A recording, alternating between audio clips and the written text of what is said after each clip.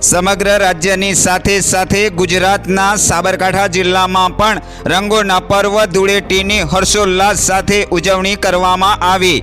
જિલ્લાના નાના મોટા શહેરોથી લઈ ગ્રામ્ય વિસ્તારો સુધી વહેલી સવારથી જ અબાલ વૃદ્ધ સૌ કોઈ રંગોત્સવમાં તરબોળ જોવા મળ્યા હતા।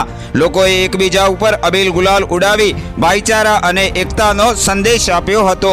સામાન્ય રીતે તહેવારો દરમિયાન જ્યારે લોકો ઉજવણીમાં વ્યસ્ત હોય છે ત્યારે પોલીસ જવાનો પ્રજાની સુરક્ષા માટે રસ્તાઓ ઉપર તૈનાત રહેતા હોય છે, પરંતુ આ વર્ષે વડાલી ખાતે એક અલગ જ દ્રશ્ય જોવા મળ્યું હતું। જન સુરક્ષાની સતત ફરજ વચ્ચે પણ પોલીસ સ્ટાફે પરંપરાગત રીતે ધૂળેટીની ઉજવણી કરી ઉત્સાહ વ્યક્ત કર્યો હતો।